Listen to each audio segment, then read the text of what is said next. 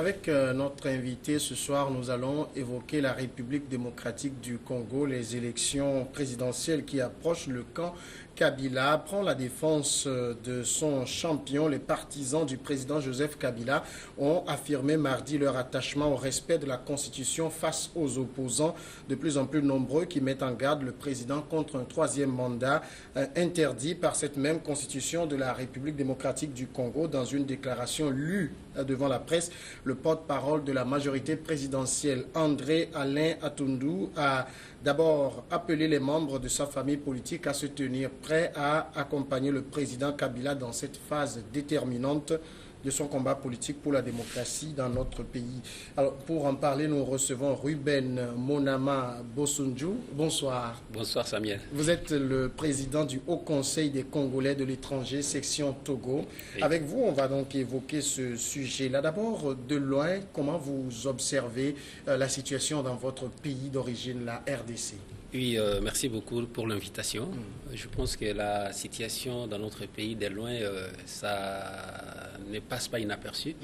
Donc nous sommes inquiets et nous ne savons pas qu'est-ce qui va se passer d'ici là, parce que les enjeux sont des tailles. Non seulement ça ne concerne pas seulement les Congolais, mais c'est toute la sous-région.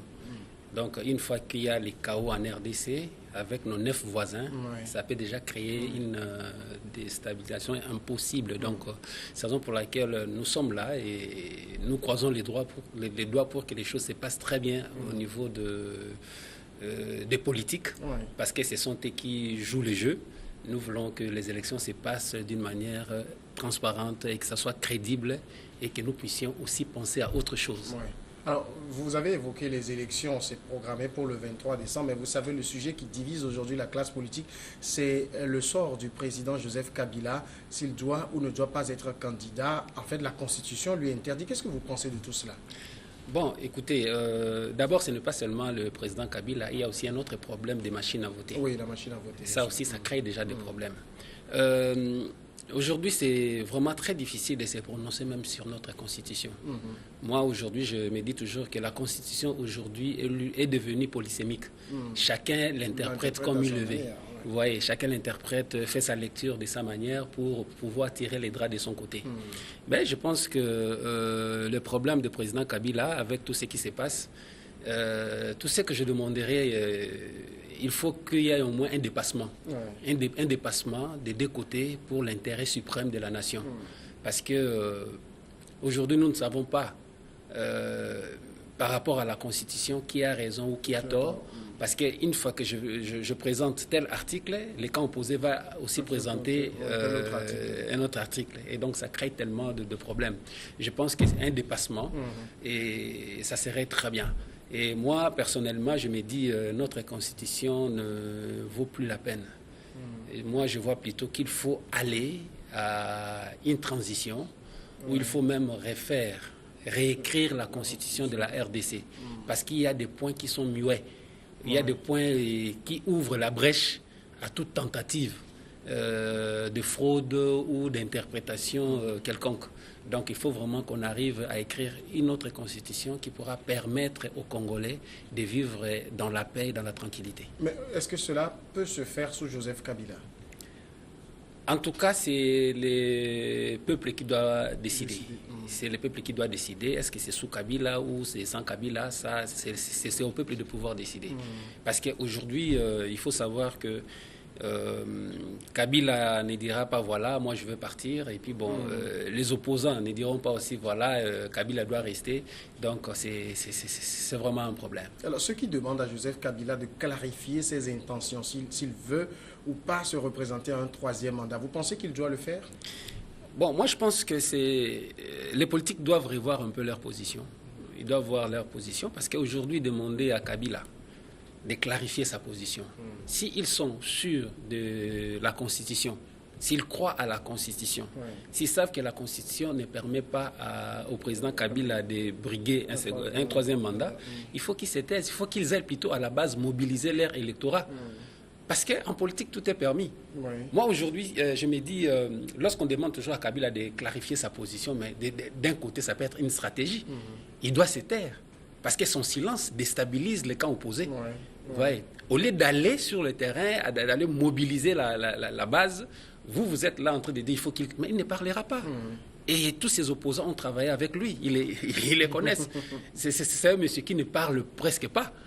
Ouais. Donc pour moi, pour lui, le silence du président Kabila est une arme pour la majorité présidentielle. Parce que même aujourd'hui, si il doit dire je ne serai plus là, maintenant, on va chercher son dauphin. Son dauphin, oui, bien sûr. Mais les dauphins, à l'heure actuelle, ça va encore fragiliser la majorité présidentielle. Donc pour moi, selon moi, mes pensées, mes analyses, je me dis non, il préfère garder le silence, amener les gens jusqu'à peut-être le 26 juillet, lors du dépôt des candidatures, le 27, peut-être il pourra dire voilà, je serai candidat ou je ne le serai pas. Mais actuellement, je pense que c'est un faux débat. C'est un faux débat. On n'a pas à chercher à lui dire il faut parler, mais plutôt il faut aller mobiliser la base.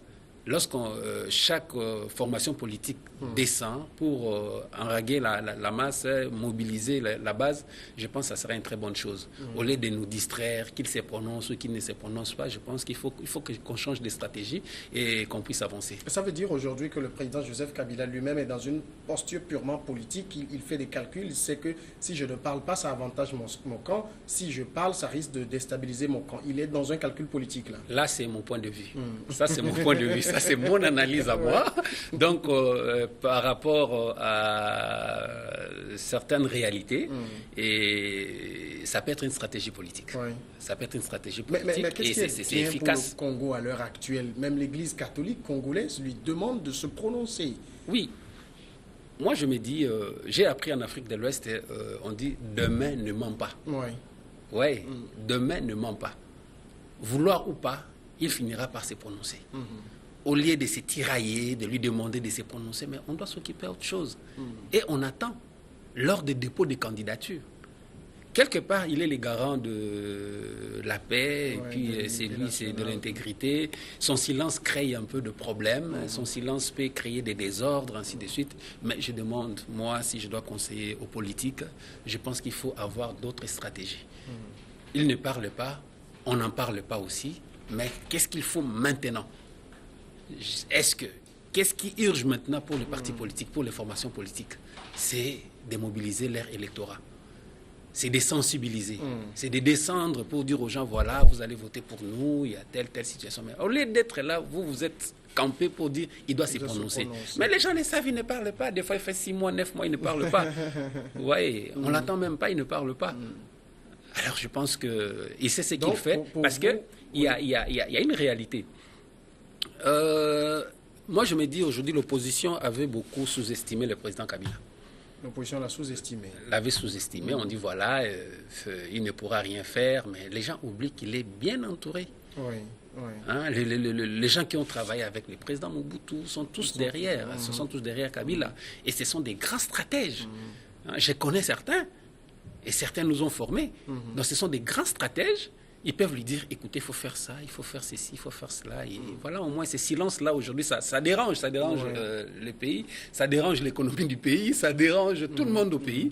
Mais entre-temps, s'il faut suivre les informations, la majorité continue avec sa machine à sensibiliser et à prendre, donc à haranguer la foule, quoi. Alors, il y a quand même le président du mouvement de la majorité présidentielle qui dit ceci: jusqu'à présent, je ne vois aucun acte de la majorité présidentielle ou du président de la République qui donnerait à penser que cette déclaration solennelle du chef de l'État, c'est-à-dire il avait déjà dit quelques fois qu'il ne serait pas candidat, affirmé et réaffirmé par la majorité, est en passe d'être violée. C'est-à-dire dans le camp de la majorité, on est sûr qu'il ne sera pas candidat. C'est ce que ça veut dire.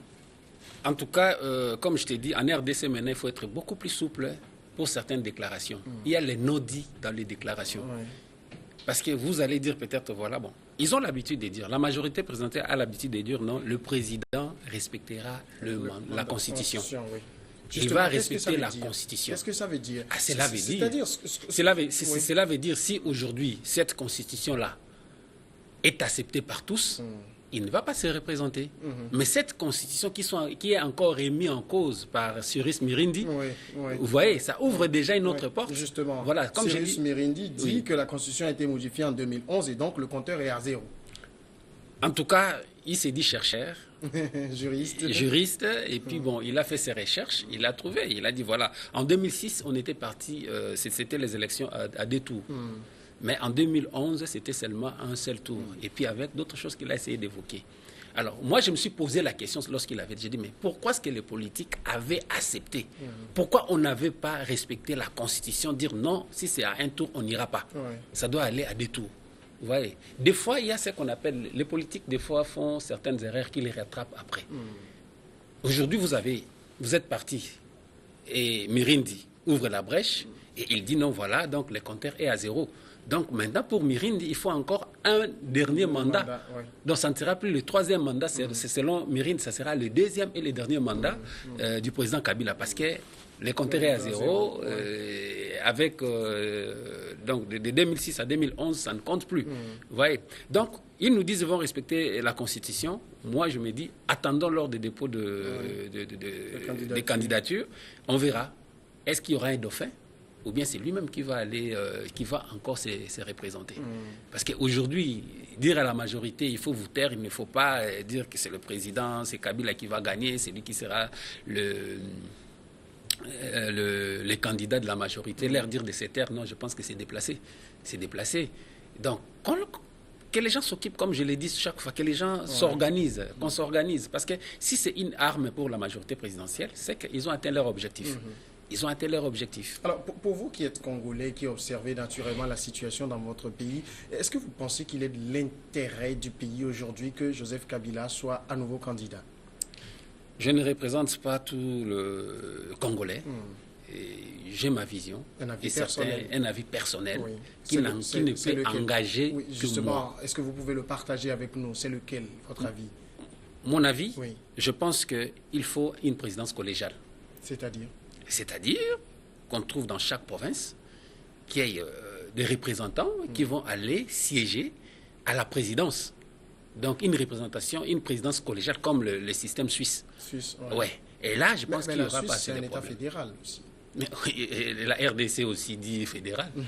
Aujourd'hui, j'ai quitté mon pays, on n'avait que 9 provinces. Aujourd'hui, nous en avons 26. Et on n'avait pas de députés provinciaux. Aujourd'hui, il y a des députés provinciaux. Vous voyez. Donc, le problème de mon pays aujourd'hui, c'est les bras de fer. C'est les bras de fer. Parce que si nous risquons, je pense qu'on risque d'avoir de problèmes. Il y aura un chaos. Et puis... Mais une présidence collégiale, comme vous le dites, ça va faire quoi? Un serpent à plusieurs têtes? Non, on en avait déjà vécu. On a vécu avec cette histoire de 1+4. Nous savons là où ça nous a amené. Non. Le système est là. Il faut qu'on ouvre la porte à une transition. Il faut qu'on ouvre la porte à une transition. On doit revoir notre constitution. Et pendant ces temps-là, qu'on ait des délégués provinciaux qui doivent gérer la RDC pendant ces temps. Parce qu'aujourd'hui, dire à Kabila de quitter, ça va être difficile. Il a les armes, il a l'argent. Nos opposants, ils ne peuvent pas présenter un seul candidat. C'est déjà une faiblesse. Vous voyez, c'est déjà une faiblesse. Et pendant ce temps-là, nous sommes en train de regarder comment est-ce que le pays est en train de chuter. Ça ne marche pas au pays. Parce que lorsque la politique ne marche pas, les choses ne marchent pas non plus au niveau du pays. Parce qu'ils sont campés. Alors, ceux qui peuvent être peut-être des poids lourds, on ne les voit pas, ils sont à l'extérieur. Moïse Katumbi notamment. Katumbi n'est pas seulement désavoué par les camps présidentiels. Même parmi les opposants, on les taxe d'Italiens. On parle de sa nationalité. Vous voyez, les problèmes, mon pays, c'est vraiment un pays atypique, quoi. Donc c'est très difficile de pouvoir aujourd'hui se prononcer. Et comme nous avons toujours cette... je dirais, on a un peu... en RDC, il y a une manière de voir qui peuvent passer à la présidence. Nous avons notre manière de voir nos présidents. Ils sortent du néant. Mobutu était sorti du néant. Derrière Lumumba, il est devenu président. Et après, c'était Laurent Désiré Kabila. On ne les comptait même pas. Alors tout le monde pensait à Tshisekedi. Et voilà, Laurent Désiré Kabila est passé. Et du coup... Joseph qui est venu aussi en son temps, et peut-être qu'on va nous présenter notre... Il y a une carte qui est cachée parce que nous savons bien que la communauté internationale regarde bien l'essor de la RDC. Peut-être qu'on aura une nouvelle carte et c'est difficile de se prononcer. Alors, est-ce que vous pensez que les élections présidentielles vont avoir lieu le 23 décembre, comme c'est prévu? Voilà. Si aujourd'hui je dis que ça n'aura pas lieu le 23 décembre, je serai taxé du camp du président de la République.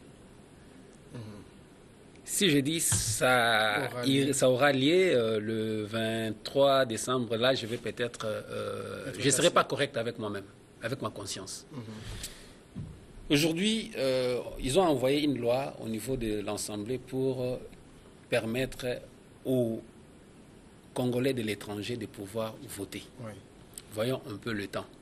Et ces Congolais de l'étranger qui vont voter, ils doivent avoir les papiers pour pouvoir voter. Alors, plus qui sont à l'extérieur ont double nationalité. Ils ont deux nationalités. Alors que notre nationalité est exclusive. Alors, si je parle de modification de constitution, c'est pour nous amener un peu à écarter certains, à faire un toilettage, pour nous permettre. Et il y a certains qui sont de réfugiés politiques. Iront-ils à l'ambassade pour s'inscrire? Ça ne marche pas. Ils ne peuvent pas le faire. Vous comprenez? Donc déjà, il y a des problèmes. Deuxième problème, c'est le problème des machines à voter. Il faut des milliers. Je connais la superficie de mon pays, donc ça ne serait pas du tout... 3 millions de kilomètres carrés. J'ai dit soit 2, 3, 4, 5. Vous comprenez? Donc, vous voyez, c'est pas possible. C'est pas possible. Donc, voyons voir. Je pense qu'il faut... S'il faut aller aux élections le 23, je pense que nous allons passer à des élections bâclées, à des élections qui ne vont pas vraiment respecter certaines normes, mais parce qu'on veut y aller, on va aller. Il y a même certains opposants qui savent très bien que ça serait difficile. Mais... Il y a la majorité présidentielle. Je crois aussi qu'ils savent que ce n'est pas aussi vraiment faisable. Mais comme il y a une pression extérieure de la communauté internationale, on doit aller... Beaucoup ont dit au départ qu'en fixant la date sur le 23 décembre, Joseph Kabila savait déjà que ce n'était pas tenable. Mais il a fait pour mettre tout le monde devant le fait accompli. Non, parce que on l'a obligé. Les élections, ce n'est pas aujourd'hui. Ça devait passer depuis longtemps. Ça fait 2 ans. Oui. En décembre 2016, son mandat était fini. Ça, c'était la faute aussi de l'opposition. Non, c'est pas seulement de la Constitution, de l'opposition. En quoi l'opposition? Parce que c'est le chef de l'État qui doit organiser les élections.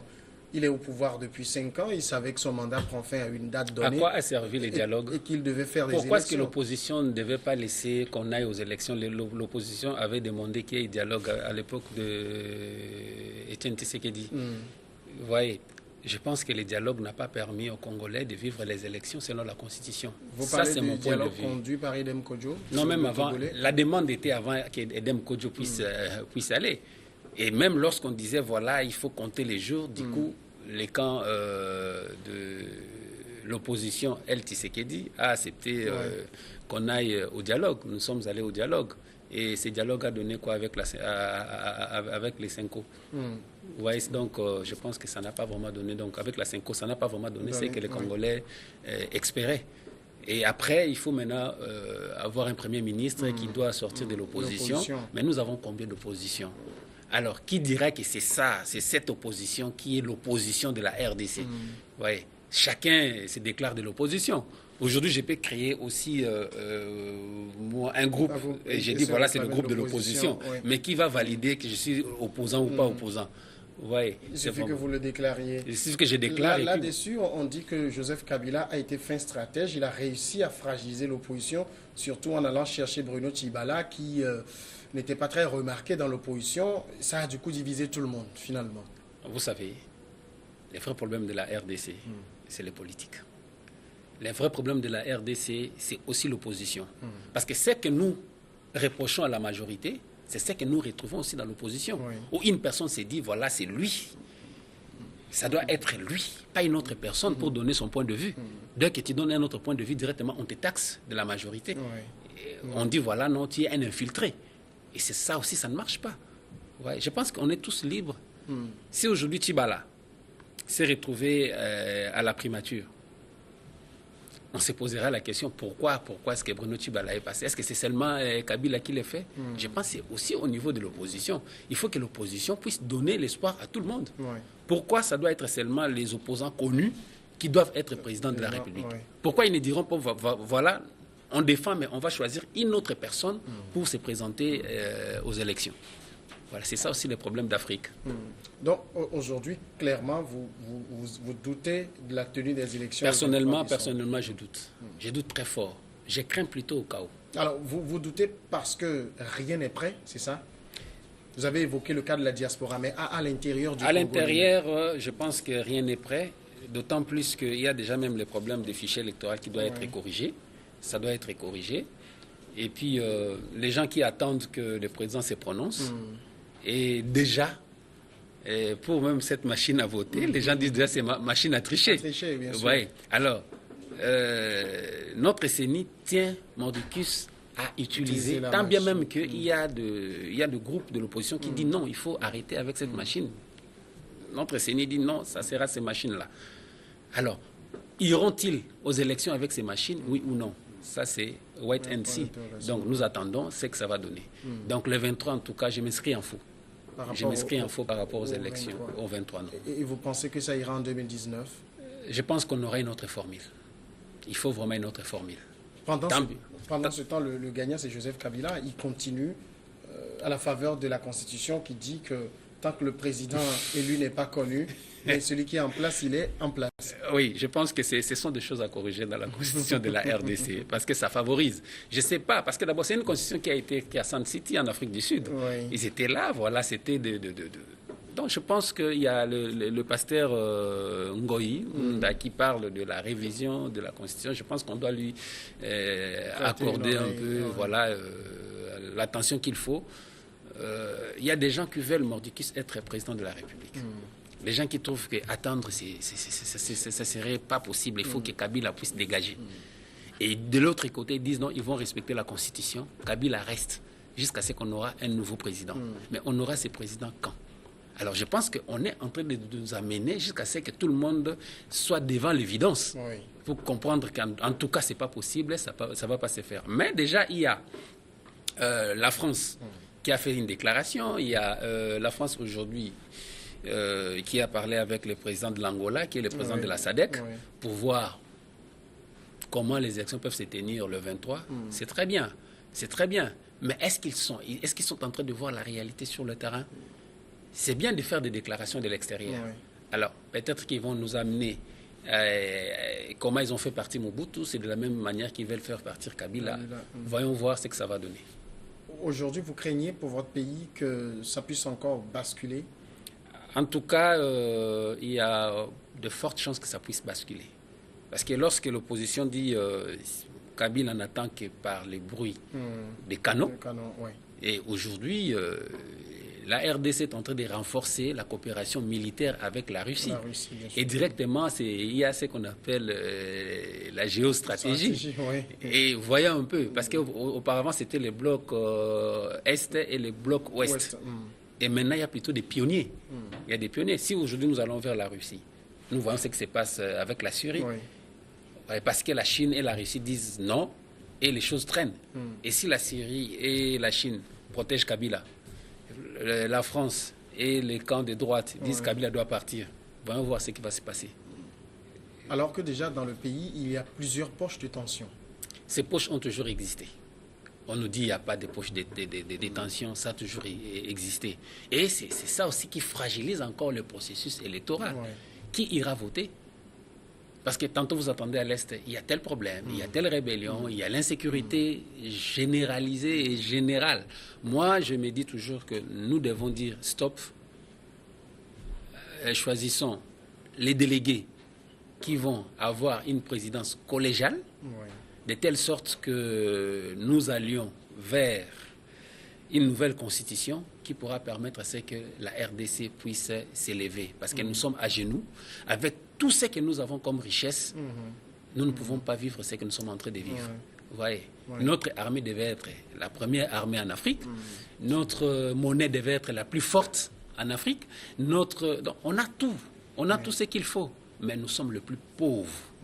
Et là, ça ne marche pas. Ça n'arrange que les firmes internationales. Vous avez parlé de poches de tension. Ces gens-là, où est-ce qu'ils reçoivent les armes? Qui leur donne les armes?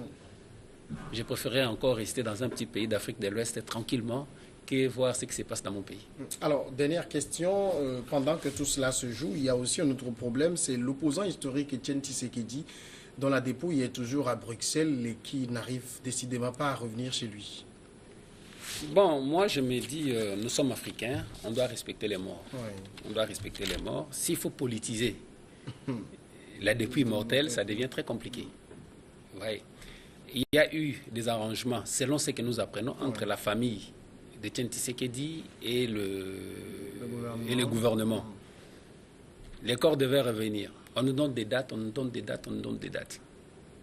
Je me dis, même le choix, et c'est là même, j'en avais même parlé lorsqu'on a enterré Papa Wemba, et permettant un peu que je puisse un peu sortir de la politique au niveau de la culture à Kinshasa. On devait l'amener dans son village. Ça peut créer du tourisme. Les gens iront voir la tombe de la Rumba. Et de même pour Tshisekedi. Pourquoi on doit l'enterrer à Kinshasa?